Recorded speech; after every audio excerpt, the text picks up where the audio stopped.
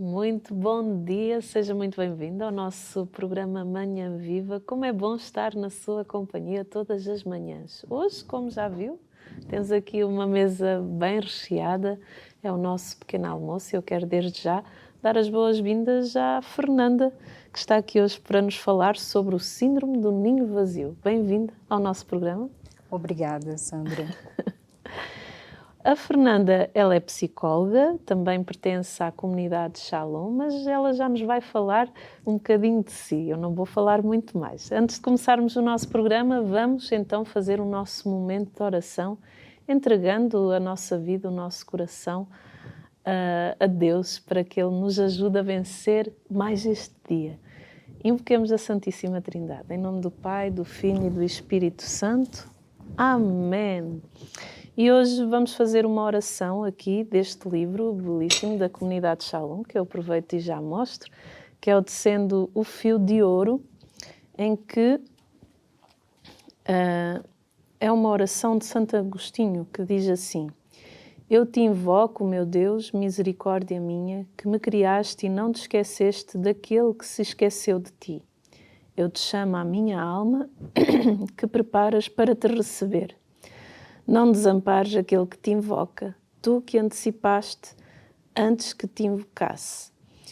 Vive sempre junto a ti o nosso bem. Retornemos a ti, Senhor, pois tu és o bem. E não receamos não mais encontrar o lugar de onde caímos, pois em nossa ausência não se destrói a nossa casa, que é a tua eternidade. Amém.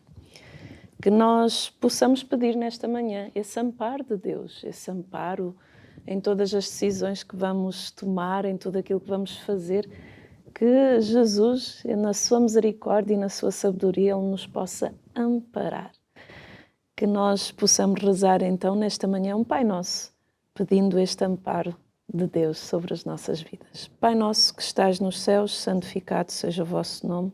Venha a nós o vosso reino, seja feita a vossa vontade, assim na terra como no céu. O pão nosso cada dia nos dai hoje. Perdoai-nos as nossas ofensas, assim como nós perdoamos a quem nos tem ofendido, e não nos deixeis cair em tentação, mas livrai-nos do mal. Amém. Em nome do Pai, do Filho e do Espírito Santo.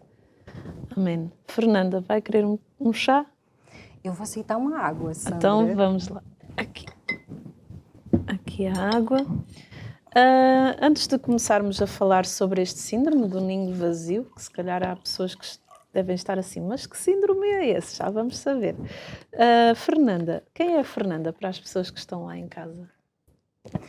Bom, Fernanda, como a Sandra iniciou dizendo, sou missionária da comunidade católica Shalom há quase 20 anos.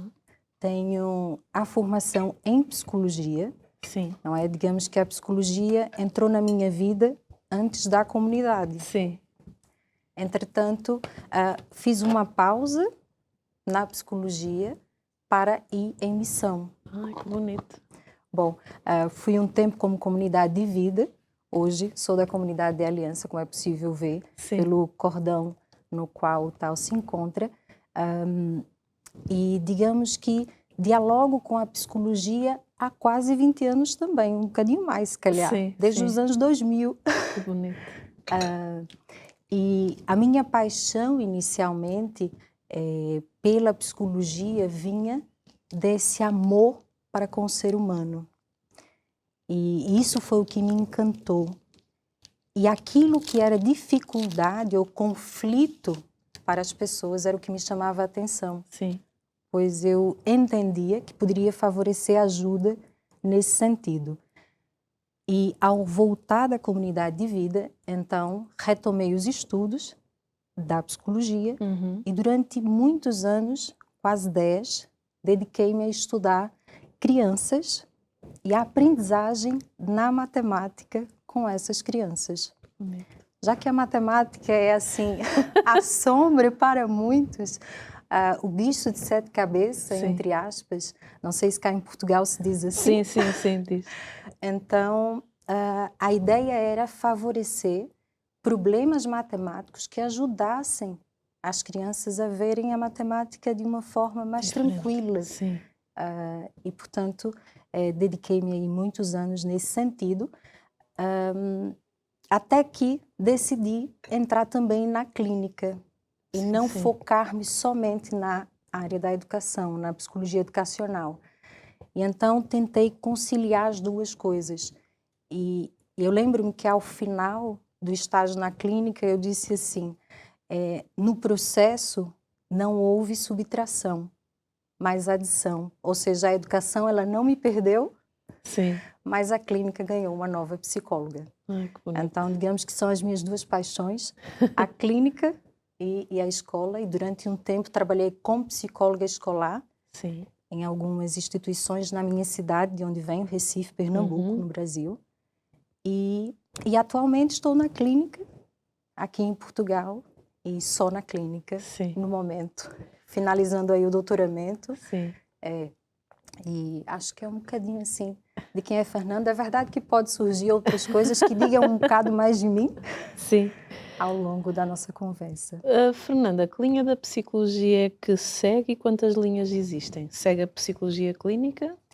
Sim, dentro da psicologia clínica há várias formas Sim. de exercê-la. E nós chamamos de abordagens, não é? Então, a minha abordagem é a abordagem centrada na pessoa, onde a pessoa, na sua inteireza, Sim. é o que importa para nós, tendo essa pessoa como centro e portanto, ajudando com que essa pessoa encontre-se com ela mesma, se é que ela se perdeu em algum momento. A Fernanda é missionária, como falou, da comunidade de Shalom. Se calhar há pessoas que não conhecem, acredito que a maioria sim, mas se calhar há pessoas que não conhecem. Fala-nos um bocadinho da comunidade de Shalom. Em que consiste a comunidade de Shalom? Bom, digamos que toda comunidade ou vocação religiosa surge na igreja em resposta ao tempo que se vive. Então, nós surgimos há quase 40 anos, Sim. dia 9 agora de julho, vamos fazer 40 anos, e portanto, nesse surgimento, digamos que o nosso carisma responde à necessidade de paz do homem de hoje. Então, considerando as guerras, que não somente uma guerra externa, inclusive como estamos a viver agora, Sim. não é, no tempo atual, mas uma guerra muito mais dentro deste homem, por desconhecer a Deus. Então, esse carisma existe nesse sentido, de levar este homem a experimentar dessa paz, que é uma pessoa, que é Jesus Cristo, e, portanto, somos missionários dessa paz. Portamos essa paz e comunicamos essa paz a esse homem. Então, digamos que é um bocadinho isso, esse nosso carisma, Sim. e que surgiu porque o nosso fundador, quando na altura tinha 20 anos, foi escolhido em Fortaleza para presentear o Papa João Paulo II. E nesse presente escreveu uma carta ofertando a sua vida na evangelização dos jovens. Então, 2 anos após essa carta ser entregue, foi inaugurada a nossa lanchonete, que é possível que muitos não saibam exatamente o que significa, mas podemos dizer que é como se fosse um café. Sim. E, portanto, essa lanchonete ela tinha um propósito, atrair o jovem. O jovem que não ia a uma missa, o jovem que não ia a um grupo de oração, mas um jovem que ia comer um sanduíche, que ia comer uma sandes, como diz cá em Portugal, tomar um refrigerante, enfim. E, portanto, essa criação da lanchonete, digamos, foi a inspiração primeira, porque, claro, que temos outras formas de evangelizar, mas é real que cada casa nossa vai haver sempre uma lanchonete. E, portanto, pelo menos é importante que se tenha. Há algumas missões que ainda não é possível, mas digamos que a maior parte tem. Sim, nós encontramos lá essa lanchonete com o propósito de atrair esse jovem, digamos, de atrair o homem de hoje. Sim. Mas por que eu falo tanto dos jovens? Porque eles são para nós a primazia. Sim, sim. Né? O nosso fundador tem um olhar diferente para esses jovens, digamos que como se fosse a pérola para nós. porque ao tocar o jovem, os pais serão tocados, os amigos serão tocados, todos que estão à volta desse jovem, esse jovem que é capaz de, inclusive, mudar o mundo. Sim. E, portanto, acreditamos um pouco nisso. E, por isso, é um pouco aí, falando aí da nossa comunidade, é um pouco que posso dizer. Eu também falava, começámos a nossa mentoração com este livro, Tecendo o Fio de Ouro, que acredito que em Portugal muitas pessoas já conheçam e façam a ligação do livro Tecendo o Fio de Ouro à comunidade Shalom. Fale-nos também deste livro. O Fio de Ouro, ele é um livro que faz parte de um caminho dentro da comunidade, que é o caminho Ordo Amores, que significa tudo ordenar para o amor.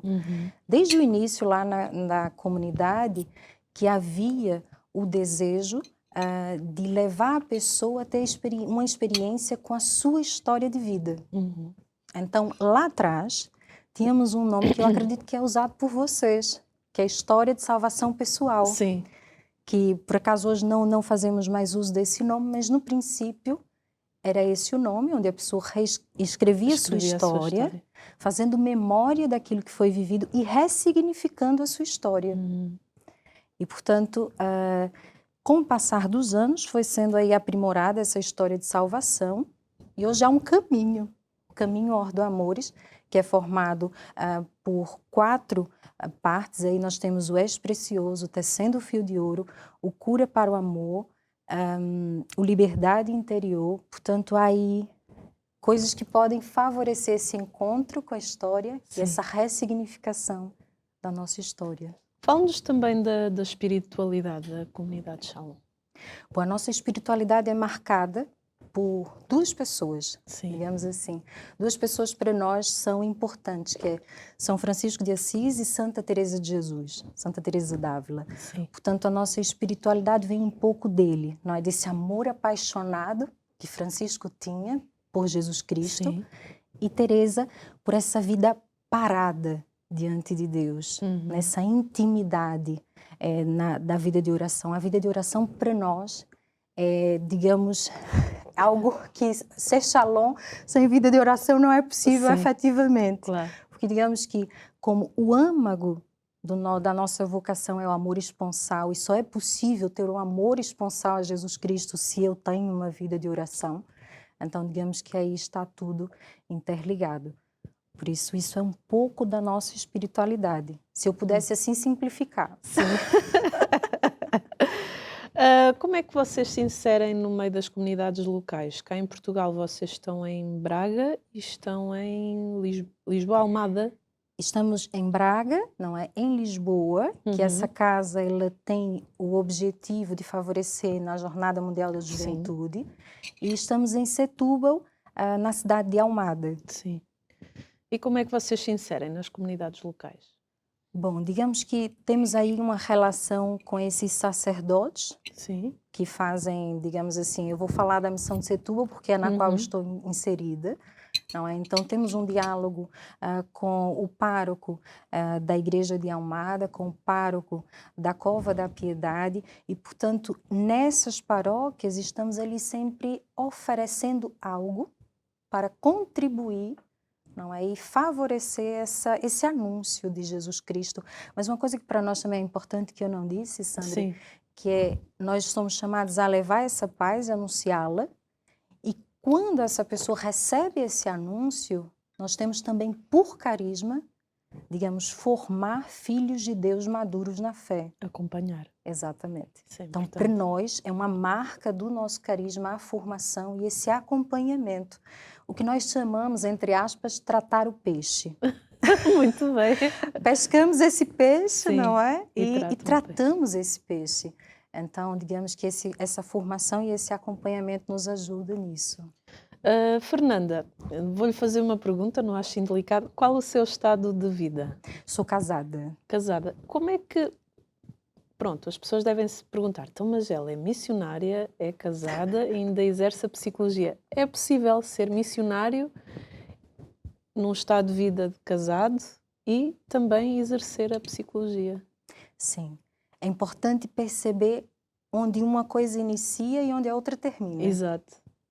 quando eu delimito bem essas vivências, então é possível Sim. viver. É verdade que nós, na vocação, dizemos muito que para vivê-la é preciso um olhar sobrenatural. É verdade. É preciso, digamos, ter essa graça nas mãos, sobrenatural, para corresponder. Mas é verdade que não podemos separar o espiritual daquilo que é humano. E diz da humanidade do homem a realização no seu estado de vida, seja ele qual for. Não é? Então, nesse caso, a missionária que durante muitos anos Sim. foi solteira Sim. e que durante muitos anos teve ali uma vida totalmente doada ao reino, por causa do estado no qual se encontrava, hoje casada, não vai poder dizer sim a tudo. Sim. Então, antes, era possível dizer sim a tudo. Nesse momento, é importante ter a consciência que o matrimônio, o sacramento, pede uma presença também. Exatamente. E pede uma oferta também, onde eu fiz uma escolha, não é? E nessa escolha feita é preciso responder também com o mesmo amor no qual eu respondo à minha vida missionária, digamos assim. E é verdade que exercer a psicologia no meio disso tudo também é um desafio. E é importante perceber o que é que eu consigo. E não só a psicologia, o doutoramento também no meio disso tudo, Pois. não é? São muitas coisas e que em alguns momentos uma vai ficar em suspenso. Sim, com Nesse certeza. momento, por exemplo, se me perguntas, o doutoramento ele está um pouco aí em suspenso por outras realidades que eu escolhi viver. Mas São que escolhas. são escolhas que fazemos. É verdade. Fernanda, missionária da comunidade de Shalom, do segundo elo, tens também essa questão de santificar as realidades do mundo. Não estás de forma integral, não sei se me faço entender, Sim. mas estás ali no teu trabalho com o teu marido, que é português, não é? Que é português. Exatamente. Mas estás ali também, não precisas de falar de Deus, mas dás o teu testemunho, não é? Enquanto mulher de Deus, enquanto missionária no teu dia-a-dia, e as pessoas vão olhando e vão dizendo, epá, aquela rapariga, ela é diferente. O testemunho, ele é extremamente importante, seja quem esteja no segundo elo, ou quem esteja, no vosso caso, Comunidade Aliança, e comunidade de vida, essa questão do testemunho ela é muito importante, não é? Sim. Para nós há duas formas de testemunhar. Implicitamente e explicitamente. E, portanto, é importante ter a consciência onde esse anúncio é explícito, onde eu vou falar o nome de Jesus Cristo, e onde esse anúncio vai ser implícito. E aí eu trago para a nossa mesa Francisco, mais uma vez, quando uma vez ele convidou os irmãos para saírem para evangelizar. E deram uma volta em Assis e voltaram para o convento sem ter dito uma palavra. E um dos irmãos disse, mas pai Francisco, não íamos evangelizar? E Francisco disse assim, nós evangelizamos com o nosso sorriso, nós evangelizamos com o nosso hábito, nós evangelizamos com a nossa forma de andar, de falar, ou seja, a nossa presença evangeliza. Então, digamos que essa presença é o anúncio implícito, porque é bem verdade que, pela ética profissional da psicologia, sim, claro, é vetada qualquer orientação religiosa e, portanto, aí está o limite. A ética demarca um limite. Sim. Mas eu também, me vem agora na memória, quando ainda era estagiária de psicologia, que uma vez uma senhora disse-me assim, Fernanda, se você visse o que eu vejo, e aquilo me trouxe a curiosidade, mas então, se eu visse o que você vê, o que você vê? E ela disse-me assim, todas as vezes que entro aqui, sinto como se uma luz saísse de você. Que bonito. E mesmo que você não me diga o caminho a seguir, essa luz me diz o caminho a seguir. Que forte. Então, essa minha experiência, Sandra, para mim, é um anúncio implícito Que bonito. daquilo que é vivo em mim. Ou seja, eu acredito nesse Jesus Cristo que é vivo na minha vida. E como diz Madre Teresa de Calcutá, não é possível passar pela vida de um consagrado e sair da mesma forma. É verdade. Forte. Fernanda, falavas-nos do Tao. Do Tao. Sim. É por causa de São Francisco que vocês usam o Tao? Exatamente. Sim, Francisco, ele nos influencia nessa vivência, digamos assim, como ele é para nós baluarte, ou seja, modelo a ser vivido. E o tal significa esse sinal da eleição de Deus. Sim. Né? Portanto, nós o usamos para essa E o razão. bonito é que vocês usam o Tao sempre. Sempre. O Tao não sai de vocês, está convosco. E eu acho isso muito bonito, porque eu, por exemplo, quando vou num lugar e vejo alguém assim com o Tao, já sei que é da comunidade Shalom. Sim, é verdade que usamos sempre. Sim. Isso diz de nós, não é? E, digamos, é a nossa marca, é o nosso hábito. Sim. Toda comunidade vai ter um hábito, mesmo que ele não seja visível. Uhum. E acredito que o vosso é o sorriso. O nosso é o Se eu não sorriso. estou enganada. É verdade. Então, trazemos sempre um hábito. Sim, sim. E, portanto, o tal é esse sinal.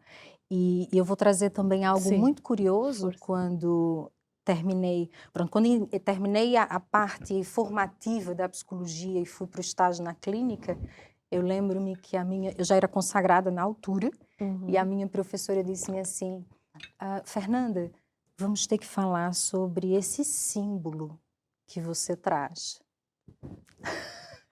E quando ela disse-me isso, eu disse, ok, professora, falaremos do meu símbolo no próximo encontro, não é? E eu lembro-me que eu voltei para casa Em pânico. a dizer assim, Senhor, eu necessito de uma sabedoria, e aí a Fernanda consagrada, Sim, obviamente, claro. não é? De uma sabedoria para que o meu símbolo não me impeça de exercer aquilo que eu tanto amo. Sim, sim. Não é? Que é a psicologia. E eu lembro-me que na altura me veio uma inspiração para perguntá-la, professora, se uma freira que usa hábito fizesse o curso na Universidade Federal de Pernambuco, que foi onde eu fiz, não é? Ela não poderia exercer a psicologia por causa do hábito? Imagine, Sandra, que foram 3 horas de supervisão, onde durante essas 3 horas se falou sobre o tal, e eu fiz 2 intervenções apenas. Essa que eu mencionei agora foi uma delas, não é? Sim. E a professora disse-me assim, Fernanda, eu não sei o que responder, porque eu nunca tive uma freira aqui na clínica. Portanto, não tenho resposta. E aí, nesse momento, eu disse, de fato, foi uma sabedoria. Foi Não mesmo. é? E a seguir, eu disse-lhe assim, professora, eu sou da abordagem centrada na pessoa, na qual tem, por um dos princípios, a aceitação incondicional do outro. E como posso eu, enquanto profissional, aceitar o outro incondicionalmente e não ser aceita incondicionalmente? Porque eu não uso o tal, porque acho bonito, também acho. Mas eu não uso o tal como um adereço. Eu uso o tal porque ele diz de mim, da minha identidade. Ou seja, sou Shalom. Não é algo periférico, nem acidental. Ou seja, está no mais profundo do meu ser. E então, quando eu disse tudo aquilo, a professora, ao final de 3 horas, disse-nos assim, e era um grupo, só eu, a única consagrada. E a professora disse-nos assim, Fernanda, vejo que você é muito resolvida com a sua cruz e que somos nós quem precisamos aprender a lidar com ela. Sendo assim, vamos iniciar o estágio na clínica e vamos ver o que essa sua cruz vai despertar naqueles que você vai atender. E assim terminamos a primeira parte do nosso programa, que eu acho que não vale a pena falar muito mais. Vamos para a segunda parte, vamos para um brevíssimo intervalo e já voltamos.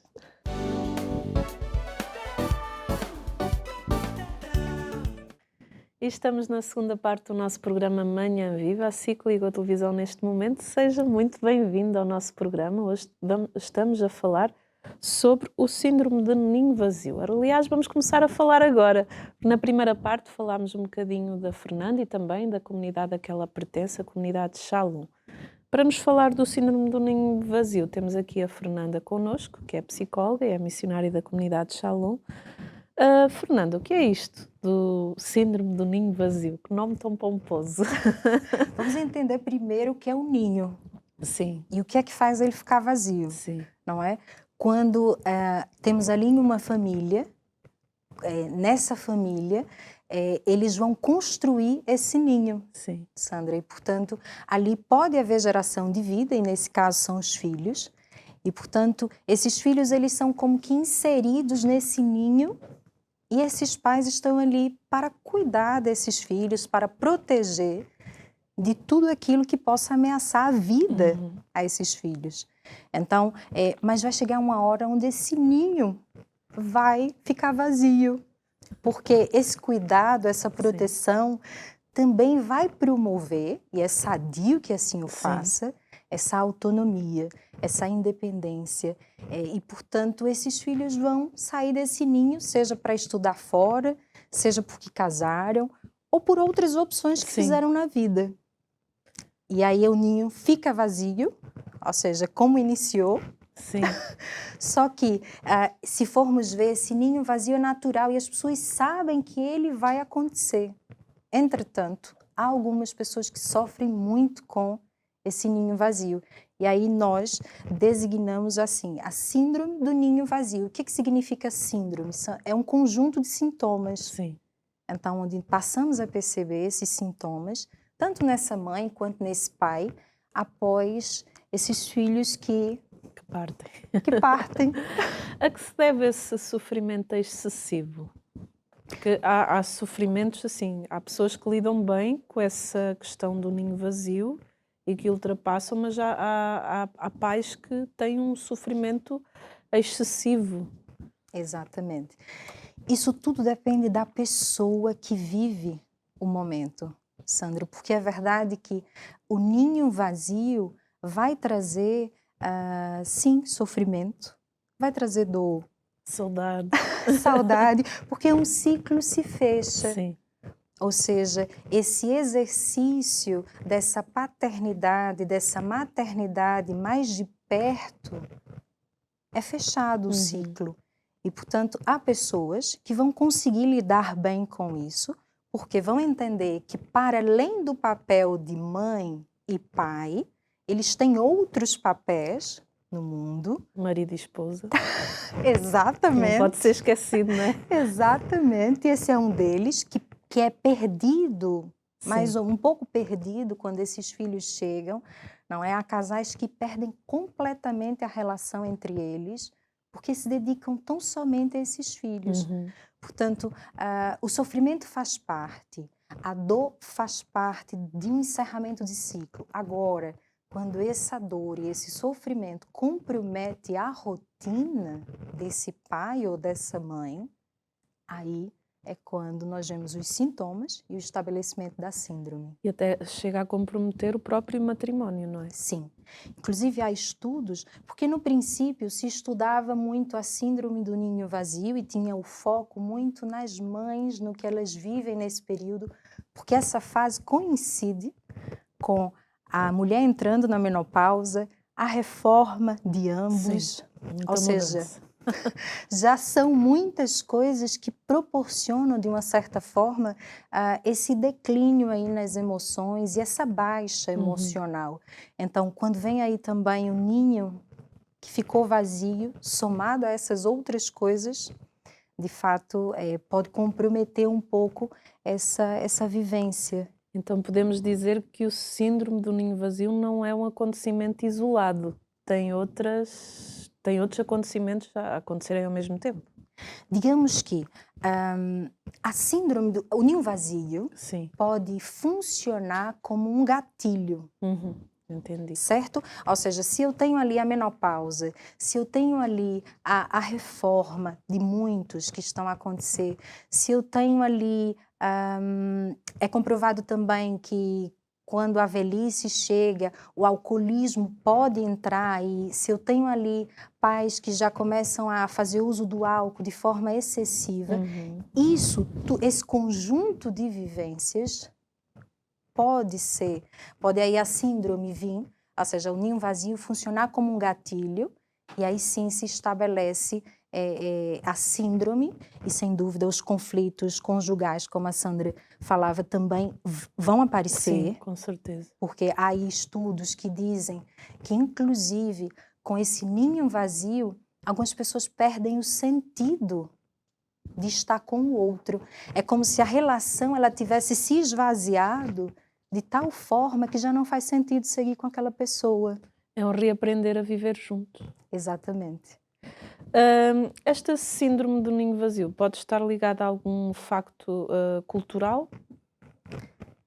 Sim, ela tem total relação. Ou seja, é algo que há culturas onde o pai e a mãe eles são preparados, digamos assim, Sim, para essa saída acontecer. sim. E, portanto, nessas culturas já é verificado em alguns estudos que o sofrimento não é igual para com aqueles pais que não passaram por essa preparação, que não estavam conscientes que a saída, bom, até sabiam que um dia ela ia acontecer, mas não foram preparados para. É verdade que preparado de todo nunca vamos estar, Claro. mas minimamente preparados aí para enfrentar. Então é visto que nessa cultura onde os pais são minimamente preparados, sim, o sofrimento é menor, portanto a síndrome é mais difícil de ser estabelecida. Sim. E podemos dizer também que são as mulheres que sofrem mais com esta síndrome ou não? Durante muitos anos foi verificado que sim. E me explico por quê. Até por uma questão cultural, a mulher ocupa esse lugar de cuidadora, Sim. de protetora, aquela que está ali sempre a amparar esse filho nesse processo de crescimento. E por isso, por ela ter essa função, digamos, mais desenvolvida do que o pai, do que o homem, ela acaba por sofrer de forma diferente. Inclusive porque há algumas que dedicam-se somente à maternidade. Sim, sim.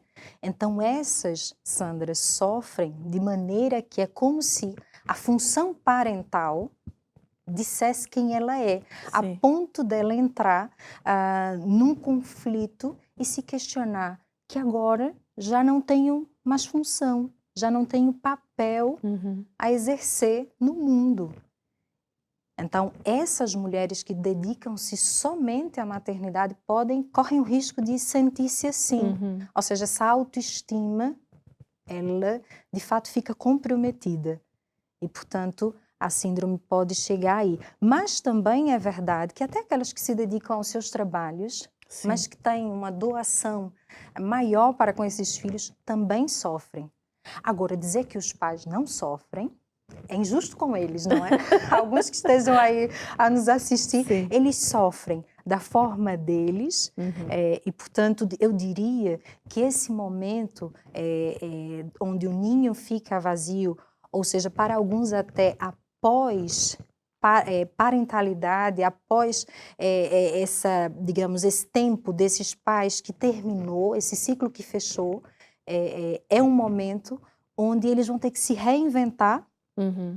E é um momento, inclusive, onde muitas mulheres vão resgatar sonhos que tinham anteriormente e vão viver esses sonhos. Elas vão fazer um movimento de saída, enquanto os homens vão fazer um movimento de volta para casa. Então, veja que isso pode, inclusive, gerar conflitos entre eles. E, portanto, cada um vai sentir à sua maneira. Eu lembro-me até hoje, quando eu deixei os meus pais, né? Quer dizer, eles é que me deixaram, porque eles vieram-me entregar a canção nova, vieram comigo no dia em que eu vim com as coisas, e foi muito giro, assim, giro, na altura foi desafiante, mas agora a minha mãe quase desmaiou nos meus braços. Eu tive que ali ampará-lo, o meu pai manteve-se forte, e quando eu olhei para o carro onde ele já estava, o meu pai fartou-se de chorar dentro do carro. Então, assim, os homens realmente eles também sofrem e tanto, só que cada um do seu jeito. Sim. E temos que respeitar essa parte. E é bonito, eles conseguiram ultrapassar muito bem e graças a Deus hoje são muito felizes e realizados. Fernanda, podemos dizer que esta mudança neste ciclo de vida das pessoas, isto gera assim tantos transtornos? Sim. Ou seja, como a mudança são muitas, inclusive como íamos falando, não é? É um período onde geralmente, imaginemos, para um filho ter autonomia, esses pais se dedicaram mais ou menos 20 anos na É educação verdade. desses filhos. Ida para a faculdade, tudo isso. Então, geralmente é mais ou menos por aí, após 20 anos de vivência dessa relação intensa, e depende também da relação que se estabeleceu com esses filhos. Uhum. Porque às vezes o ninho nem fica de todo vazio, Eles vêm ao fim de Sandra. semana. Sim, eles vêm ao fim de semana, Sim. mas eu digo, aqueles que têm mais filhos, Sim. às vezes com a saída de um dos filhos, que tem uma presença muito marcada na família, que tem uma relação mais próxima com esses pais, às vezes o ninho nem fica vazio, Sim. foi esse que saiu, e a síndrome pode ali bater a porta. Sim. Por quê? Porque foi um dos filhos que tinha uma relação mais próxima, digo isso, porque acompanhei um Sim. caso, não é, de uma senhora, onde ela tinha 2 filhos e um deles, que era quem tinha essa relação mais próxima, casou-se. Portanto, no dia a seguir, que ela foi ao quarto dele, que abriu o armário, que não havia roupa, que não viu a presença dele, que não escutou a voz, que não teve que preparar o pequeno almoço, que tampouco teve que fazer o almoço e o jantar para ele, ou seja, o lugar dele na mesa ficou vazio.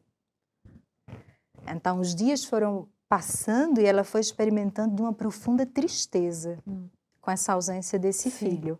É verdade que ele volta. Claro. Eles vão voltar sempre, Sim, sim. não é? Aos fins de semana ou numa data comemorativa, mas aquela presença Sim. diária já não vai É existir. verdade.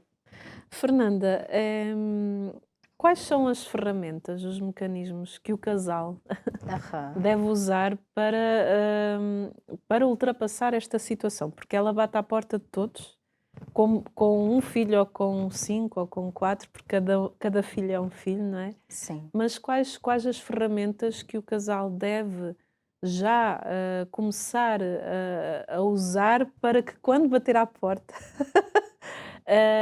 não sofrer tanto? Uhum. É importante compreender que o ser humano traz nele desejos, sonhos, necessidades. E é importante entrar em contato com esses sonhos, com esses desejos, com essas necessidades e dialogar com esse cônjuge. Por quê? Entrando em contato com esses desejos e sonhos, pode ser resgatados aí projetos que foram adiados com a maternidade e a paternidade. E se houve coisas que ficaram para depois, talvez esse seja um momento de trazer novamente esses projetos, de vivenciá-los. Ou seja, resgatar esses projetos é reinventar-se, inclusive, descobrir que há outras coisas para além dessa função de pai e de mãe. E que agora, inclusive, eles vão ter mais tempo juntos. Talvez para viverem coisas que não foi possível quando os filhos estavam ali. Sim. E há estudos que indicam evidências de casais que tiveram qualidade de vida alterada após o ninho ficar vazio. Ou seja, que tiveram um ganho nessa vivência do casal, porque passaram a vivenciar coisas que antes não era possível. Sim. Passaram a fazer viagens que antes não era possível, passaram a fazer trabalhos voluntários que antes não era possível, e passaram a se dedicar a outras coisas. Então, esse inserir coisas novas nessa rotina e resgatar coisas que foram interrompidas Sim. é algo muito positivo. E aos casais que ainda têm filhos pequenos, o que é que se pode dizer? Porque eu já tenho contactado com alguns casais que viveram essa questão do síndrome do ninho vazio e quando os filhos saíram de casa era como se eles não se conhecessem. O que dizer aos casais que agora têm filhos pequenos, os cuidados que têm que ter para não chegarem a esse ponto de quando os filhos saírem de casa eles ficarem assim, então, mas quem é esta que eu tenho aqui ao meu lado? Quem é este? Eu diria primeiro sejam pais. Sim. E ser pai é diferente de ser amigo, certo? Uhum. Estando claro para a criança que o pai coloca limites em algumas vivências, então nessa infância a criança precisa, é necessário. O limite vai estruturar muito da personalidade dessa criança. Uhum. Mas é verdade que com o passar do tempo, Sandra, esses pais vão precisar permitir que esse filho cresça. E permitir que esse filho cresça é dar autonomia para esse filho.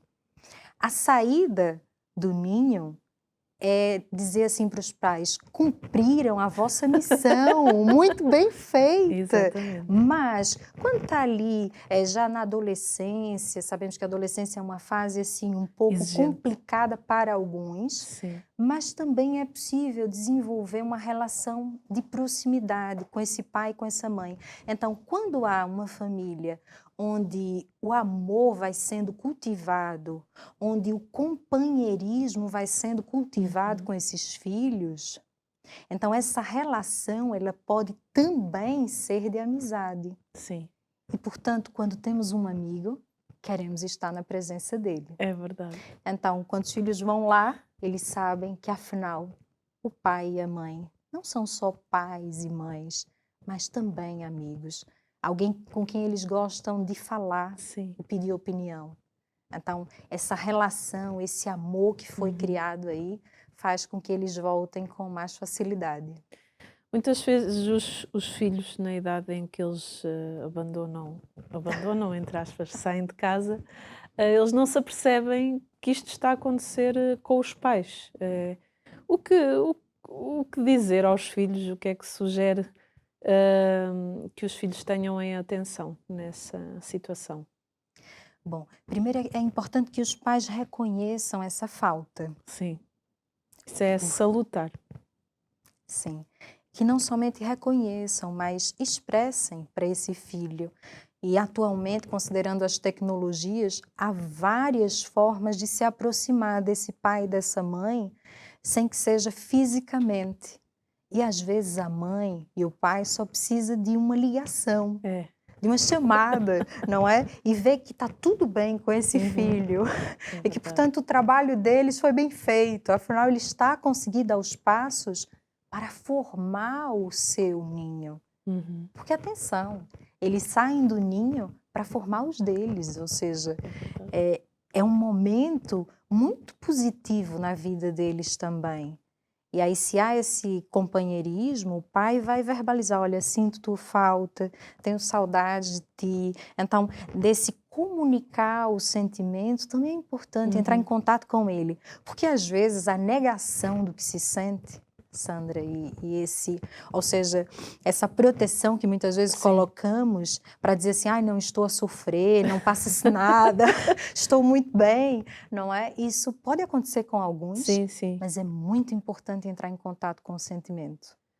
E demonstrar aos filhos o que se sente, porque senão depois os filhos tendem a fazer o mesmo, não é? Sim, exatamente. E é importante que eles saibam que quem cuida deles também sofre. Sim. Então, a comunicação do que sente é muito importante. Imagino que nos estão a ver pais que estão a passar por esse momento do síndrome do ninho vazio. O que é que lhes diria neste momento?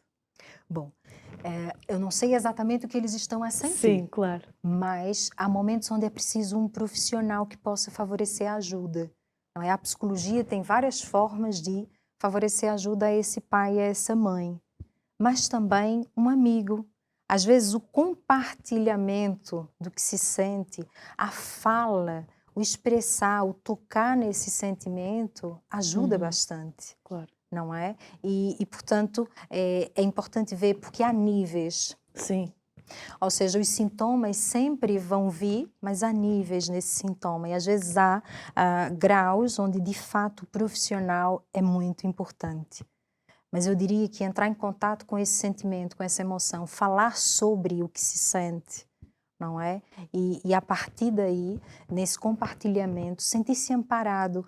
Porque quando nós falamos, seja para um profissional, seja para um amigo ou um parente próximo, nos sentimos amparados, nos sentimos compreendidos, eu diria até amados. E da experiência que eu tenho feito, como nós na comunidade temos muitas famílias, às vezes nós, não sei se eu vou falar nisto, não, eu vou falar, vou partilhar. E quando vamos a ver, a outra família está a viver o mesmo que nós. Aí há essa partilha e aí também há uma ajuda ali de partilha de experiências, de como é que cada um está a lidar com a situação. Então essa partilha às vezes é positiva, não ficar fechada em si mesmo, não é? Sim. Inclusive, nós temos grupos onde profissionais mediam esses grupos, não é? Profissionais da psicologia, onde, imagine, vários casais que estão a passar pelo mesmo e que vão ali compartilhar sobre o tema que estão a passar e que estão a viver ali. E, de fato, esse amparo acontece, ou seja, não só eu estou a viver isso, outros vivem de forma semelhante. Isso é reconfortante, eu diria. Sim, não somos os únicos. Exatamente, exatamente. Cada vez mais as diferenças de geração são reduzidas na aparência, mas maiores na idade. De que forma este fator pode influenciar a forma diferente de ver a vida dos próprios pais e dos filhos? Bom, eu posso ver a vida de várias maneiras, não é? E várias coisas vão influenciar. Por exemplo, nesse momento eu vejo perfeitamente, porque eu tenho os meus óculos, não é? Se eu tiro os meus óculos por exemplo, pegar agora um telemóvel, é que eu não vou conseguir ver quase nada, certo? E vejo algumas coisas um pouco desfocada. Porque eu preciso dessa lente para ver bem. E às vezes estamos com lentes inadequadas frente à situação. Às vezes eu estou a aumentar algo que na verdade nem tem aquela proporção. Mas como as lentes que eu estou a usar favorecem com que eu perceba aquela situação, vai saltar para mim aquela realidade. E às vezes é preciso mudar a lente. Às vezes o profissional vai ajudar a mudar a lente. Sim. Não é? No cenário da vida, eu vejo aquilo que salta mais aos meus olhos, mas há outras coisas nesse cenário que às vezes não estão a ser vistas, mas que podem vir a serem vistas tanto por esses filhos quanto por esses pais, a depender da lente que eu utilizo, se ela é realista ou não, se ela está adequada ou não. Não sei se respondi, Sandra. Sim, respondeu. Fernanda, há bocado falava que, para além deste síndrome do ninho vazio, tem outros acontecimentos, como no caso das mulheres a menopausa, e temos a menopausa e nelas ainda tem a questão da reforma. No caso dos homens, tem a questão também da reforma. E às vezes o casal se calhar acaba por se focar na saída do filho e esquece de estar a viver estas realidades. O que fazer aqui? Bom, é importante ter a consciência de que cada vivência dessa é um ciclo que se encerra. E muitas das vezes é um luto que é vivenciado. Interessante. Porque uma perda, imagina, não é? A pessoa está ali habituada a trabalhar todos os dias e de repente esse ciclo é encerrado. Sim. E pode ser visto como algo negativo para alguns, ou seja, agora já não sirvo mais para nada, mas pode ser visto como positivo para outros, depende da lente. Agora eu vou ter tempo para viver tudo aquilo que eu não pude enquanto ali estive a trabalhar, não é? E, portanto, isso vai depender mesmo. São vivências, mas vai depender de quem a vê. Com relação à menopausa, é algo que naturalmente chega na vida da mulher, assim como a andropausa na vida do homem. E, portanto, é um momento onde diz assim, você já não pode gerar vida. O ninho não pode voltar a ser preenchido. Sim. E, portanto, isso também não é fácil. Ou seja, sem contar as alterações hormonais e uma série de coisas que acontecem com essa mulher nessa fase da vida. Então, a gente tem que considerar tudo isso. Agora, falando desse tema de que ela já não pode gerar vida, eu trago uma coisa interessante, Sandra, que atualmente se observa, nos estudos atuais, que muitos ninhos estão a receber de volta os filhos que lá estavam durante um tempo. De que forma? Sim. Às vezes termina-se o estudo e volta para a Sim. casa desses pais. Às vezes o casamento acaba por terminar e esse filho volta. E às vezes volta com outro filho. E há alguns estudos que dizem que os pais estão a passar por um processo de envelhecimento e estão a ter que lidar com esse envelhecimento, com esses ciclos sendo encerrados, e estão a ter que também lidar com várias gerações dentro desse mesmo ninho. Então, É um desafio. também é um desafio, não é? O que atualmente nós observamos. Fernanda, infelizmente o nosso programa já chegou ao fim. Quero agradecer a tua presença e uma mensagem para quem está lá em casa. Obrigada eu não sei por onde eu olho, estive sempre a olhar para a Sandra, às vezes olhava ali, mas pronto, eu diria que o sofrimento humano, ele é real e concreto a depender da fase da vida em que vivemos. E se você está a passar por esta síndrome, procure ajuda, seja com um profissional, seja com um amigo, com um parente próximo. Não sofra sem ajuda. É muito mais fácil ultrapassar os desafios quando temos onde nos amparar. Portanto, é o que eu diria. E os filhos seguem a vida deles e vocês estão de parabéns, porque afinal vocês foram referências para que hoje eles pudessem dar os passos que estão a dar.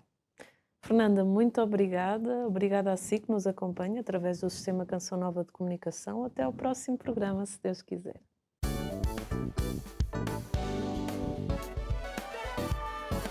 Se gostou deste programa, clique aqui na nossa playlist aqui em baixo para ver outros episódios. Se ainda não subscreveu o nosso canal do YouTube, faça-o já clicando neste botão aqui do lado e será logo o primeiro a saber todas as novidades.